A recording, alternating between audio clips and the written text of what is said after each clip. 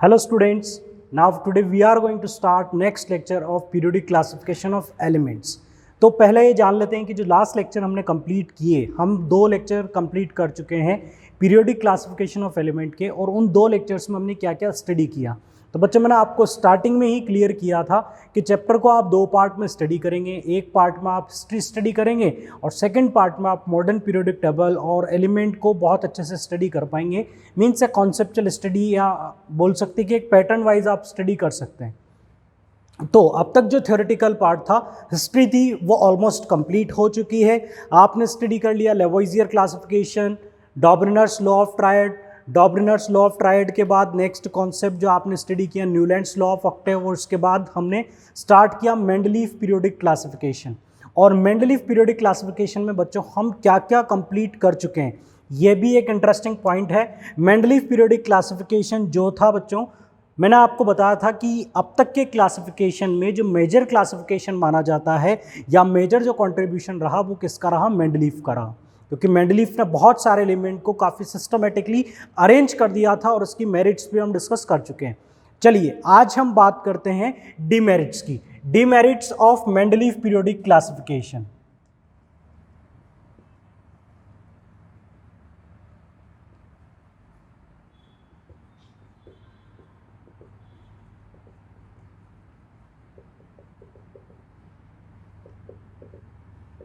Today we will study the demerits of Mendeleev periodic classification।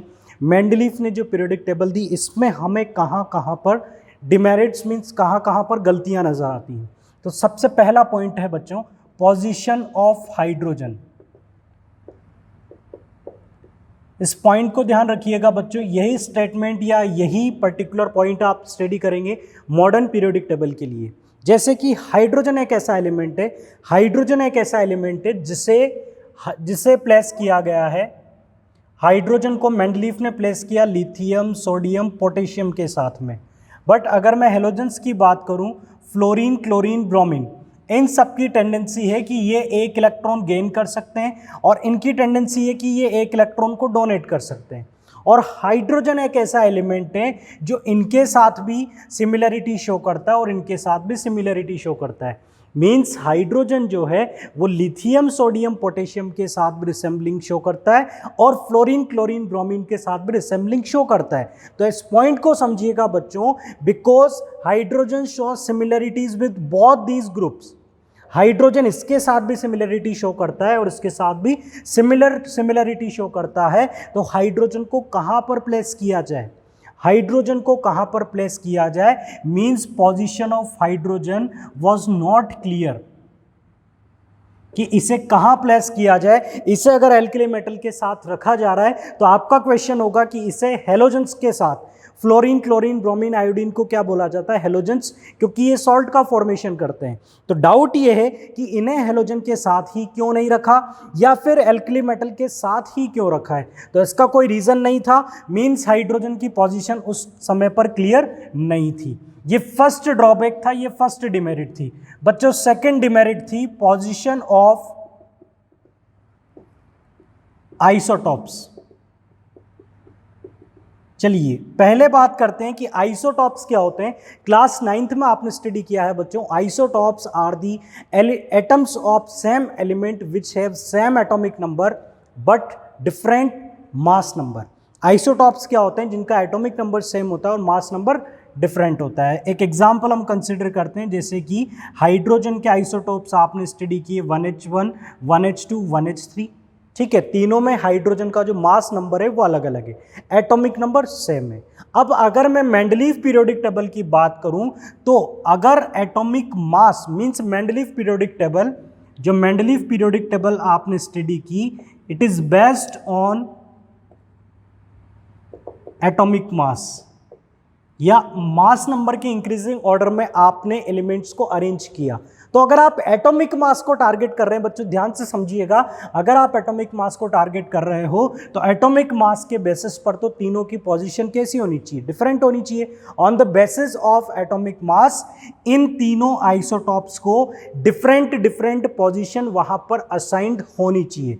Means these isotopes should be present at different position या different places.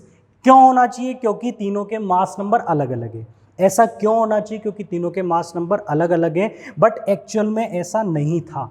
Table में आपने केवल एक ही hydrogen देखा, 3 hydrogen नहीं देखे। तो यहाँ पर कंफ्यूजन ये है कि अगर आइसोटॉप्स को देखा जाए तो एटॉमिक मास के अकॉर्डिंग, मींस एटॉमिक मास के व्यू से ये तीनों डिफरेंट है और तीनों की पोजीशन डिफरेंट होनी चाहिए, जबकि मेंडलीव पीरियोडिक टेबल में आइसोटॉप्स की पोजीशन में कोई डिफरेंस नहीं था, सबकी सेम पोजीशन, मींस हाइड्रोजन को केवल एक ही पोजीशन असाइन की गई थी। चलिए, ये सेकंड ड्रॉबैक, सेकंड डिमेरिट हमने कंप्लीट की। अब बात करते हैं नेक्स्ट डिमेरिट क्या थी मेंडलीव पीरियोडिक क्लासिफिकेशन की। तो बच्चों, थर्ड डिमेरिट थी अनोमलस पेयर ऑफ एलिमेंट्स। चलिए बच्चों, ये एक अच्छा ड्रॉबैक है, इस पर क्वेश्चन पूछे जाते हैं। अनोमलस पेयर ऑफ एलिमेंट की अनोमलस पेयर क्या होते हैं? बेटा, अनोमलस पेयर बच्चों वो होते हैं जो मेंडलीव पीरियोडिक लॉ को फॉलो नहीं करते, जिनमें आपने एटॉमिक मास का इंक्रीजिंग ऑर्डर फॉलो नहीं किया। अनोमलस पेयर उन्हें बोला जाएगा जिनमें एटॉमिक मास का इंक्रीजिंग ऑर्डर फॉलो नहीं किया गया है। फिर से मैं रिपीट करता हूं, अनोमलस पेयर उन्हें बोला जाएगा जिनमें एटॉमिक मास का इंक्रीजिंग ऑर्डर फॉलो नहीं किया गया है। जैसे कि आप पीरियोडिक टेबल में देखेंगे, पहले लिखा होगा कोबाल्ट और बाद में लिखा होगा निकल। पहले लिखा हुआ है कोबाल्ट और बाद में लिखा हुआ है निकल। और कोबाल्ट का अगर मास नंबर देखा जाए तो इसका मास नंबर होता है 58.9 और निकल का होता है 58.7। देख सकते हैं आप कि यहां पर कोबाल्ट को पहले प्लेस किया और बाद में निकल को प्लेस किया, जबकि एटॉमिक मास के इंक्रीजिंग ऑर्डर के अकॉर्डिंग पहले कौन होना चाहिए था? निकल, और बाद में कौन होना चाहिए था? कोबाल्ट। मींस ऐसे भी कुछ पेयर मेंडलीव पीरियोडिक टेबल में थे जो डिक्रीजिंग ऑर्डर ऑफ एटॉमिक मास में लिखे हुए थे, जबकि हमें इन्हें किस फॉर्मेट में अरेंज करना था? इंक्रीजिंग ऑर्डर ऑफ एटॉमिक मास में। नेक्स्ट होगा बच्चों टेल्यूरियम और आयोडीन। ये दो एलिमेंट भी अनोमलस पेयर थे। यहाँ पर भी एटॉमिक मास जो था, मींस एलिमेंट जो अरेंज थे वो डिक्रीजिंग ऑर्डर में अरेंज थे। जैसे कि हम बात करें तो यहाँ पर आयोडीन का एटॉमिक मास होता है 126.9 और टेल्यूरियम होता है 127.6। तो जैसा कि आप देख सकते हैं कि टेल्यूरियम का एटॉमिक मास ज़्यादा है और आयोडीन का एटॉमिक मास कम है, जबकि हमें फॉलो करना था इंक्रीजिंग ऑर्डर। बट इन्हें करेक्ट पोजीशन देने के लिए इनका जो ऑर्डर आ गया वो डिक्रीजिंग हो गया और इसे ही क्या बोला जा सकता है? अनोमलस पेयर ऑफ एलिमेंट बोला जा सकता है। जब आप नोबल गैसेस को प्लेस कर देंगे, नोबल गैसेस को प्लेस कर देंगे तो नोबल गैसेस को प्लेस करने के बाद पीरियोडिक टेबल में किसे प्लेस कर दिया जाएगा? ऑर्गन को। और अगर आप ऑर्गन और पोटेशियम की पोजीशन देखें, ऑर्गन और पोटेशियम की पोजीशन देखें तो ऑर्गन का एटॉमिक मास अप्रोक्सीमेटली 40 होता है और पोटेशियम का कितना होता है? 39। तो इस पेयर को भी आप देख सकते हैं कि ये भी आपको किस ऑर्डर में मिलेगा? ऑर्गन जिससे पहले प्लेस किया जाएगा जिसका एटॉमिक मास ज़्यादा है, जबकि पहले किसे रखना चाहिए था? पोटेशियम को रखना चाहिए था। तो बच्चों को ये डाउट होता है कि ऑर्गन डिस्कवर नहीं हुआ था, बट ऑर्गन को पीरियोडिक टेबल में स्टार्टिंग में प्लेस नहीं किया था, बट जब मॉडिफाई कर दिया गया था मेंडलीव पीरियोडिक टेबल को तो हमने वहाँ पर ऑर्गन को भी एक पोजीशन असाइन कर दी थी। तो बच्चों, ये थे अनोमलस पेयर ऑफ एलिमेंट जो कि डिक्रीजिंग ऑर्डर ऑफ एटॉमिक मास में अरेंज्ड थे। नेक्स्ट जो ड्रॉबैक था, नेक्स्ट ड्रॉबैक ये था dissimilar elements were present in same group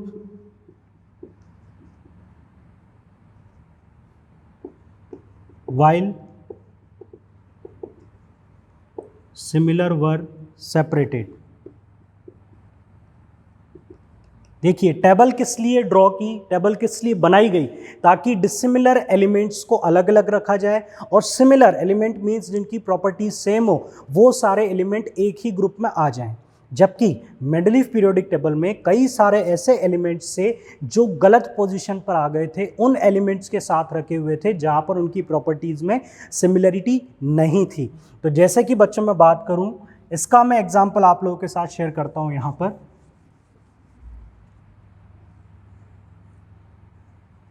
जैसे कि फर्स्ट ग्रुप में हाइड्रोजन है, लिथियम है, सोडियम है, पोटेशियम है, रुबिडियम है, सीजियम है, और यहाँ पर फर्स्ट ग्रुप का जो सब ग्रुप है मीन सेकंड पार्ट है, सेकंड ए, इसमें था कॉपर, सिल्वर, गोल्ड। तो यहाँ पर हम कंपैरिजन कर सकते हैं कि कॉपर, सिल्वर, गोल्ड को जो पोजीशन असाइन की गई है फर्स्ट ग्रुप के साथ में, ये गलत है, क्योंकि फर्स्ट ग्रुप की जो मेटल्स हैं, फर्स्ट ग्रुप के जो एलिमेंट हैं, आप जानते हैं कि ये मेटल्स काफ़ी रिएक्टिव होती हैं, और आपको पता है कि सिल्वर, गोल्ड कैसे मेटल है, लीस्ट रिएक्टिव मेटल है। तो यहाँ पर इनकी प्रॉपर्टीज़ में कोई सिमिलरिटी नहीं है, प्रॉपर्टीज़ में सिमिलरिटी नहीं है, बट इन्हें प्लेस किया गया है एक ही ग्रुप में।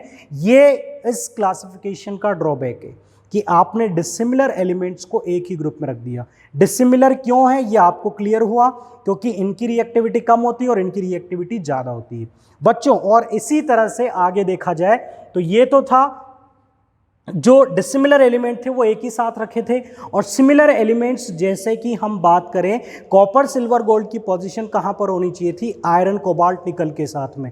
मींस जो इनके जैसे प्रॉपर्टी रखते हैं उनके पास इन एलिमेंट्स को होना चाहिए था, बट ये एलिमेंट्स रखे हुए थे एक गलत जगह पर, एक गलत ग्रुप में, जहाँ पर इनकी प्रॉपर्टीज़ में कोई सिमिलरिटी नहीं थी। तो बच्चों ये थे मेंडलीव पीरियोडिक क्लासिफिकेशन के 4 सिंपल ड्रॉबैक। एक लास्ट ड्रॉबैक जो है मेंडलीव पीरियोडिक क्लासिफिकेशन का, वो था कॉज ऑफ पीरियोडिसिटी। पीरियोडिसिटी का मीनिंग मैं आपको बता देता हूं। पीरियोडिसिटी का मीनिंग होता है रिसेंबलिंग इन प्रॉपर्टी या repetition in the properties of the elements after a regular interval. आपने देखा कि आप लिथियम से सोडियम पर गए, सोडियम में वही प्रॉपर्टीज मिली जो लिथियम में थी। आप पोटेशियम पर गए, पोटेशियम में वही प्रॉपर्टीज मिली जो लिथियम और सोडियम में थी। आप रुबिडियम पर गए, आपको प्रॉपर्टीज में सिमिलरिटी मिली। मींस हमने ये तो सुना कि एटॉमिक मास के इंक्रीजिंग ऑर्डर में चलने पर सेम प्रॉपर्टीज वाले एलिमेंट एक ही ग्रुप में आ जाते हैं, बट हमारा क्वेश्चन है कि ऐसा क्यों हो जाता है, कि एटॉमिक मास में वो चेंज लाने पर ऐसी क्या ऑब्जर्वेशन होती है, ऐसा क्या हो जाता है कि एलिमेंट की प्रॉपर्टीज फिर से रिपीट हो जाती है। मींस प्रॉपर्टीज का एटॉमिक मास के साथ क्या रिलेशन है, इस रिलेशन को मेंडलीव ने एक्सप्लेन नहीं किया था। तो कॉज ऑफ पीरियोडिसिटी एक्सप्लेन नहीं किया गया, इसे भी एक ड्रॉबैक कंसिडर किया जा सकता है। बेटा ड्रॉबैक इसीलिए इसे कंसिडर कर रहे हैं क्योंकि आगे आने वाली पीरियोडिक टेबल में आप कॉज ऑफ पीरियोडिसिटी भी बता पाएंगे, आप एक्सप्लेन कर पाएंगे कि पीरियोडिसिटी क्या है और उसका रीजन क्या है। ठीक है, आगे आने वाली टेबल में आप आइसोटॉप्स की पोजीशन को लेकर भी डाउट क्लियर कर देंगे, क्योंकि अभी हमारा डाउट ये है कि आइसोटॉप्स को डिफरेंट पोजीशन असाइन नहीं की गई। अब देखते हैं कि आगे आने वाली टेबल में क्या मॉडिफिकेशन होगा, कि ये हमारे जो डाउट्स हैं ये रेक्टिफाई हो पाते हैं या फिर नहीं हो पाते हैं। सो स्टूडेंट्स, ये था मेंडलीव पीरियोडिक क्लासिफिकेशन, और आज की क्लास मेंडलीव के ड्रॉबैक से इसीलिए हमने स्टार्ट की ताकि आप इन ड्रॉबैक के साथ मॉडर्न पीरियोडिक क्लासिफिकेशन को आसानी से समझ पाएं, आसानी से आप कंपेयर कर पाएं कि मॉडर्न पीरियोडिक क्लासिफिकेशन ने किस तरह से मेंडलीव पीरियोडिक क्लासिफिकेशन को रेक्टिफाई कर दिया। तो बच्चों अब बात करते हैं मॉडर्न पीरियोडिक क्लासिफिकेशन की, जिसके तहत जो टेबल बनाई गई उससे बोला जाता है long form of periodic table. तो हम directly long form of periodic table को स्टडी करेंगे।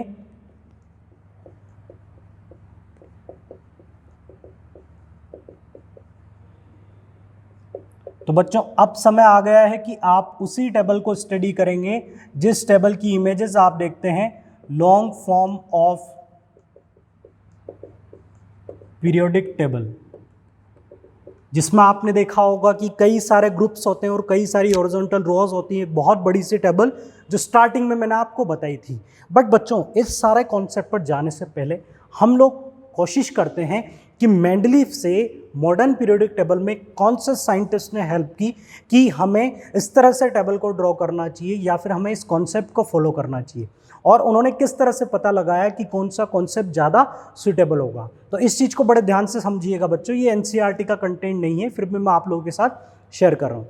तो देखिए बच्चों, जो long form of periodic table थी, ये बनाई गई किस तरह से। एक साइंटिस्ट थे जिनका नाम था मोजले। इसका जो मेजर मींस इसे प्रपोज करने के लिए जो साइंटिस्ट हैं जिन्होंने long form of periodic table को प्रपोज किया, प्रपोज्ड बाय मोजले, हेनरी मोजले। तो साइंटिस्ट है मोजले जिन्हें मेन क्रेडिट जाता है, मेजर क्रेडिट जाता है मॉडर्न पीरियोडिक टेबल का, long form of periodic table का। चलिए अब बात करते हैं कि मोजले ने किस तरह से मेंडलीव पीरियोडिक टेबल से हमें हेल्प की मॉडर्न पीरियोडिक क्लासिफिकेशन पर स्विच करने में। तो इन्होंने एक एक्सपेरिमेंट किया, मोजलेस एक्सपेरिमेंट जिसे बोला जाता है। इन्होंने एक एक्सपेरिमेंट किया, बट इस एक्सपेरिमेंट को करने के लिए पहले क्यों एक्सपेरिमेंट नहीं हुआ उसके बारे में सुनिएगा बच्चों। जब मेंडलीव ने अपनी टेबल प्रपोज की, मेंडलीव क्लासिफिकेशन जब आया, उस टाइम पर सब एटॉमिक पार्टिकल्स की डिस्कवरी नहीं हुई थी, सब एटॉमिक पार्टिकल्स की रिसर्च कंप्लीट नहीं हुई थी। लेकिन जब साइंटिस्ट मोजले ने ऑब्जर्व किया कि एटम के अंदर भी पार्टिकल्स होते हैं जिन्हें सब एटॉमिक पार्टिकल्स बोला जाता है, इलेक्ट्रॉन, प्रोटॉन, न्यूट्रॉन, और उन्हीं के बेसिस पर इन्होंने अब नया कॉन्सेप्ट डिफाइन किया। और वो किस तरह से डिफाइन किया, मोजले ने एक एक्सपेरिमेंट किया, मेटल पर बम्बार्ड किए, मेटल शीट पर, ठीक है, सपोज कीजिए मेटल है, मेटल पर बम्बार्ड किए इलेक्ट्रॉन, इलेक्ट्रॉन की बौछार की और मेटल से एक रेडिएशन इमिट हुई जिन्हें बोला जाता है एक्सरेज। तो मेटल से जो इमिट होने वाली रेडिएशन थी बच्चों वो थी एक्सरेज, और उन एक्सरेज की फ्रीक्वेंसी को इसने ऑब्जर्व किया। उन एक्सरेज की बात करेंगे अब फ्रीक्वेंसी की, जिसे हम रिप्रेजेंट करेंगे न्यू से। तो इन फ्रीक्वेंसी का कर्व ड्रॉ किया एलिमेंट की प्रॉपर्टीज के साथ में। तो इन्होंने कर्व ड्रॉ किया फ्रीक्वेंसी का जो स्क्वायर रूट है इसका कर्व ड्रॉ किया मास नंबर के साथ में। यहां पर ए रिप्रेजेंट करता है मास नंबर को, एटॉमिक मास को। और एक और कर्व इन्होंने ड्रॉ किया square root of frequency versus atomic number Z. Atomic number एक सीक्वेंस है जिसे आप 1 2 3 4 असाइन करते हैं, नंबर एलिमेंट्स को एक पर्टिकुलर नंबर असाइन करते हैं जो ज़्यादातर atomic mass means generally atomic mass के ऑर्डर को फॉलो करता है। बट ये ज़्यादा अप्रोप्रिएट होगा, वो कैसे होगा अभी हम देखते हैं।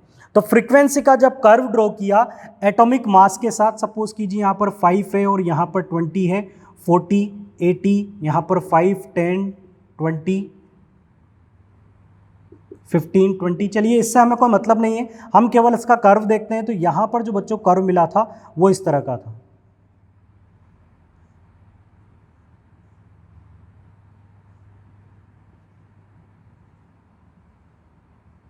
मीन्स एटॉमिक मास के साथ में जो फ्रीक्वेंसी वेरिएशन का अलग अलग एलिमेंट के एटम से अलग अलग एलिमेंट पर जो रेडिएशन थी, एक्सरेज थी, उनकी फ्रीक्वेंसी का कर्व हमने ड्रॉ किया उनके मास नंबर के साथ।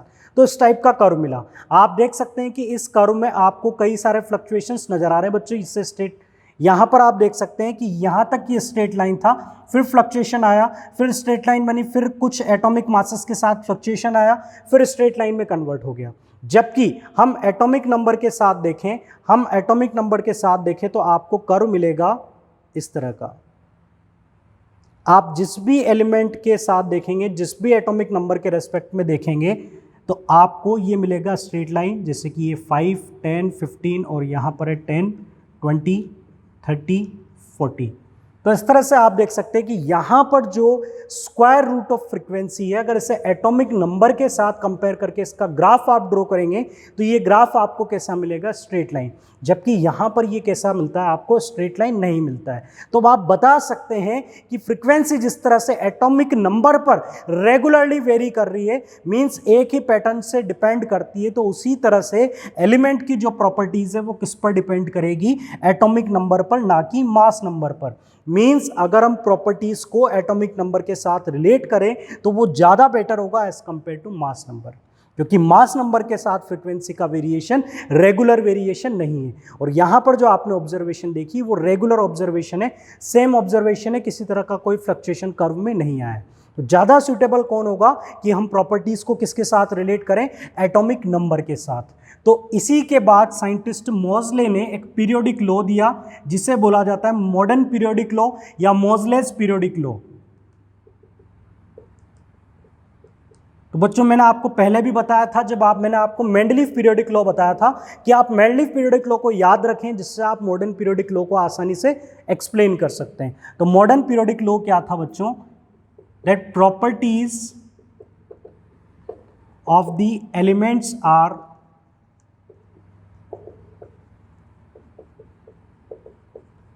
periodic function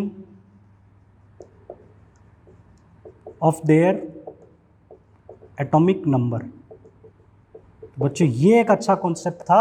मोज़ले ने ये पता किया कि एलिमेंट की प्रॉपर्टी पीरियोडिकली ज़्यादा अच्छे से किस पर डिपेंड करेगी? एटॉमिक नंबर पर, ना कि मास नंबर पर। तो ज़्यादा सुटेबल कौन था बच्चों? Atomic number. मीन्स अब आप बोल सकते हैं कि मॉडर्न पीरियोडिक क्लासिफिकेशन जो था, इसका बेसिस क्या था? इसका बेसिस था atomic number.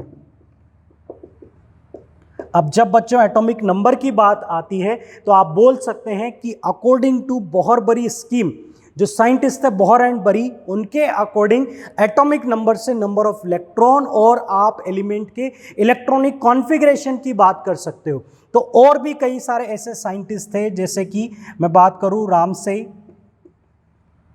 Warner, Bohr and बरी।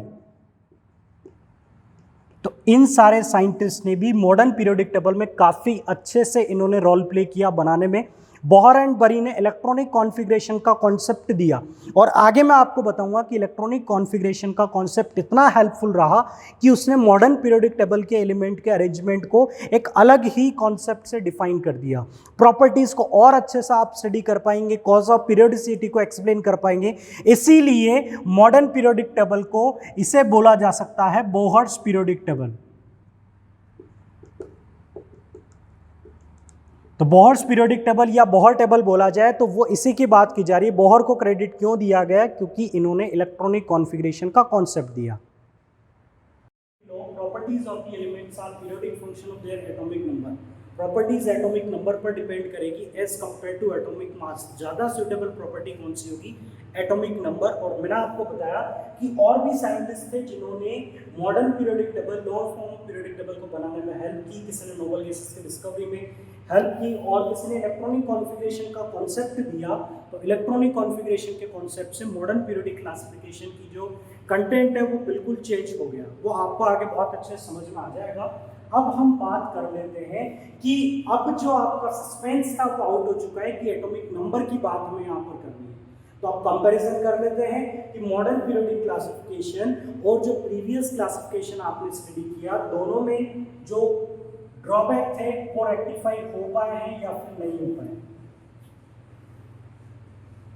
तो बच्चों फर्स्ट ड्रॉबैक आपने मेंडलीव पीरियोडिक क्लासिफिकेशन में स्टडी किया था, पोजीशन ऑफ हाइड्रोजन।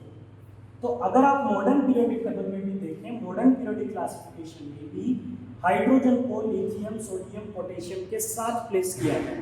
कुछ बुक्स में आप देखेंगे तो हाइड्रोजन को टेबल से अलग लिख दिया जाता है, क्योंकि हाइड्रोजन के साथ ये प्रॉब्लम हमेशा रहेगी कि लिथियम, सोडियम, पोटेशियम के साथ भी सिमिलरिटी शो करेगा और फ्लोरीन, क्लोरीन, ब्रोमीन के साथ भी सिमिलरिटी शो करेगा। तो हम बोल सकते हैं कि ये वाला जो ड्रॉबैक है ये अभी तक भी ड्रॉबैक बना हुआ है, बट ये इतना मेजर ड्रॉबैक नहीं है कि जिससे आपका क्लासिफिकेशन आप गलत प्रूफ कर सकें। तो हाइड्रोजन की position still, position of hydrogen is not clear, but बात की जाए कुछ बुक्स में हाइड्रोजन को प्लेस कर दिया जाता है सेपरेट पोजीशन पर, ना मेटल्स के साथ ना फिर नॉन मेटल्स के साथ। क्लियर? ये फर्स्ट ड्रॉबैक था। अब बात करते हैं रिमेनिंग ड्रॉबैक की। सेकेंड ड्रॉबैक जो था, सेकेंड ड्रॉबैक जो आपने स्टडी किया था वो था आइसोटॉप्स की पोजीशन। आइसोटॉप्स जिनकी बात मैंने आपसे की थी 1H1, 1H2, 1H3, और हमारी समस्या ये थी कि आपने हाइड्रोजन को सेपरेट पोजीशन असाइन नहीं की। मेंडलीव ने हाइड्रोजन को सेपरेट पोजीशन असाइन नहीं की। अब आपकी क्लासिफिकेशन का बेसिस क्या है बच्चों? Atomic number. अब आपने जो क्लासिफिकेशन दिया है वो किस बेसिस पर है? एटॉमिक नंबर पर। और एटॉमिक नंबर के बेसिस पर आप देख सकते हैं कि तीनों का एटॉमिक नंबर सेम है, तो तीनों की जो पोजीशन होगी वो सेम पोजीशन होगी। Means according to new basis कोई जरूरत नहीं है हाइड्रोजन के आइसोटॉप्स को डिफरेंट पोजीशन असाइन करने की। टेबल में एक ही हाइड्रोजन आपको रिप्रेजेंट करना पड़ेगा। सेकेंड ड्रॉबैक जो था वो अच्छे से क्लियर हो चुका है। नेक्स्ट ड्रॉबैक की हम बात करते हैं अनोमलस पेयर। अनोमलस पेयर में बच्चों आपने देखा, जैसे कि बात करें ऑर्गन और पोटेशियम की, ऑर्गन का एटॉमिक मास 40 था, इसका 39 था।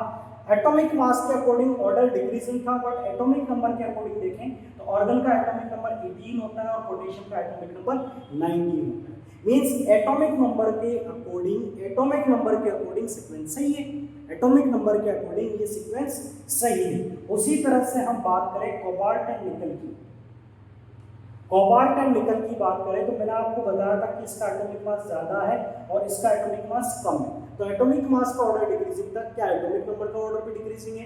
तो आपको इनके एटॉमिक नंबर पता होने चाहिए। इनके एटॉमिक नंबर कितने होंगे बच्चों? ये होगा 27 और ये होगा 28। तो यहाँ पर एटॉमिक नंबर के अकॉर्डिंग कोबाल्ट और निकल का ऑर्डर कैसा है? Increasing order of atomic number, और इसका भी ऑर्डर कैसा होगा? Increasing order of atomic number. Similarly tellurium और आयोडीन मॉडर्न पीरियोडिक टेबल में देखे जाए तो वो increasing order of atomic number में ही अरेंज्ड है, बट एटॉमिक मास के अकॉर्डिंग वो कैसे पेयर बन जाते हैं? अनोमलस पेयर बन जाते हैं। चलिए, मतलब एटॉमिक नंबर बोलना बहुत अच्छा रहा। एटॉमिक नंबर बोलने से आइसोटॉप की पोजीशन का जो डाउट था वो रेक्टिफाई हो गया, अनोमलस पेयर वाली प्रॉब्लम भी हमारी सॉर्ट आउट हो गई। थर्ड जो ड्रॉबैक था कि डिसिमिलर एलिमेंट एक ग्रुप में आ गए और सिमिलर एलिमेंट सेपरेट हो गए। तो आप देखेंगे तो मॉडर्न पीरियोडिक क्लासिफिकेशन के अंदर, मॉडर्न पीरियोडिक क्लासिफिकेशन में कॉपर, सिल्वर, गोल्ड जिनकी पोजीशन बिल्कुल चेंज हो गई, ये दूसरी जगह पर चले गए, और फर्स्ट ग्रुप में केवल lithium, sodium, potassium, rubidium, caesium वही मेटल्स थी जो कि हाईली रिएक्टिव है, और लीस्ट रिएक्टिव मेटल का एक अलग ग्रुप बन गया, वो अपने आप सेपरेट हो गए। तो हम बोल सकते हैं कि एटॉमिक नंबर में अरेंज करने पर सिमिलर एलिमेंट्स की ग्रुपिंग हो जाती है और डिसिमिलर एलिमेंट्स सेपरेट हो जाते हैं अगर एटॉमिक नंबर को कंसीडर किया जाए। चलिए, ये भी ड्रॉबैक क्लियर हुआ। अब जो मेन ड्रॉबैक था जिसे स्टडी करना इंटरेस्टिंग है, तो हम उसी की बात करते हैं, वो है cause of periodicity. Cause of periodicity, तो पहले तो हम देखें कि पीरियोडिसिटी क्या होता है। पीरियोडिसिटी जैसे कि नाम से ही आपको पता चलता है, repetition in properties of elements after a regular interval. एक रेगुलर इंटरवल या एक पर्टिकुलर पीरियड के बाद प्रॉपर्टीज का रिपीटेशन होना, प्रॉपर्टीज में रिसेंबलिंग होना, इसे ही क्या बोला जा सकता है? पीरियोडिसिटी बोला जा सकता है। तो पीरियोडिसिटी का मतलब होता है रिपीटेशन और resembling in property after regular period और रेगुलर इंटरवल, एक पर्टिकुलर इंटरवल के बाद रिपीटेशन।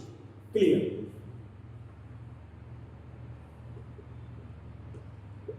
तो ये था पीरियोडिसिटी। अब हम देखते हैं कि एटॉमिक नंबर कंसीडर करने पर आप कॉज ऑफ पीरियोडिसिटी कैसे एक्सप्लेन कर सकते हैं।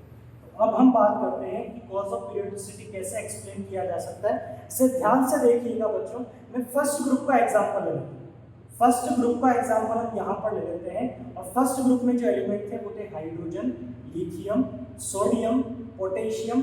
क्लियर? इन्हीं एलिमेंट्स की अगर हम बात करें तो हाइड्रोजन का एटॉमिक नंबर 1 होता है, लिथियम का एटॉमिक नंबर 3 होता है, सोडियम का एटॉमिक नंबर 11, पोटेशियम का एटॉमिक नंबर 19 होता है। तो इस अकॉर्डिंग आप अगर हाइड्रोजन का कॉन्फ़िगरेशन लिखेंगे तो आपको मिलेगा 1, लिथियम का कॉन्फ़िगरेशन मिलेगा 21, सोडियम का कॉन्फ़िगरेशन मिलेगा 281 और पोटेशियम का कॉन्फ़िगरेशन मिलेगा 2881।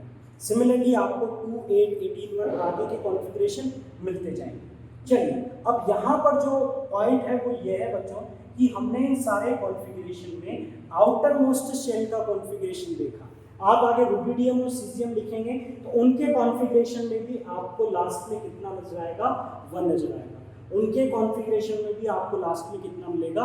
1 मिलेगा। और यही बच्चों आपको समझना है कि एक ग्रुप में आने वाले एलिमेंट्स का आउटर मोस्ट शेल कॉन्फ़िगरेशन, जिसे क्या बोला जा सकता है? ये जो कॉन्फ़िगरेशन है बच्चों, आउटर मोस्ट शेल का जो कॉन्फ़िगरेशन है, ये क्या है? Similar valence shell configuration. तो पूरे वैलेंस शेल का इलेक्ट्रॉनिक कॉन्फ़िगरेशन सेम होता है, और हम जानते हैं कि केमिकल प्रॉपर्टीज किन पर डिपेंड करती है? वैलेंस इलेक्ट्रॉन्स पर। तो वैलेंस इलेक्ट्रॉन में अगर रिपीटेशन है, वैलेंस इलेक्ट्रॉन्स अगर सभी के सेम हैं तो सबकी प्रॉपर्टीज भी सेम होगी, और यही क्या होगा बच्चों, कॉज ऑफ पीरियोडिसिटी होगा, जिसका आप एटॉमिक मास से नहीं बता सकते थे, बट इसे आप किससे रिलेट कर सकते हैं, एटॉमिक नंबर से। मींस अब कॉज ऑफ पीरियोडिसिटी भी एक्सप्लेन किया जा चुका है, तो आपको इस चीज को एक बार फिर से रिवाइज करवा देता हूं। कॉज ऑफ पीरियोडिसिटी, कॉज क्या होगा पीरियोडिसिटी का, रिपीटेशन का, रीजन क्या होगा, similar valence shell configuration. Valence shell का जो कॉन्फ़िगरेशन है वो सारे एलिमेंट का सिमिलर है, तो ये क्या होगा, कॉज ऑफ पीरियोडिसिटी होगा। तो बच्चों आज के इस लेक्चर में हमने कंप्लीट किया मेंडलीव क्लासिफिकेशन का ड्रॉबैक, और फिर किस तरह से उन ड्रॉबैक को हमने एटॉमिक नंबर को इंट्रोड्यूस करके रेक्टिफाई कर दिया। अब नेक्स्ट लेक्चर में हम इंट्रोडक्टरी पार्ट स्टडी करेंगे मॉडर्न पीरियोडिक टेबल का। हम उस टेबल को जानने की कोशिश करेंगे जो आप इमेजेस में देखते हैं कि किस तरह से उसमें ग्रुप और ब्लॉक वगैरह सारी चीजें असाइन की गई है। So students, thank you very much for watching this lecture.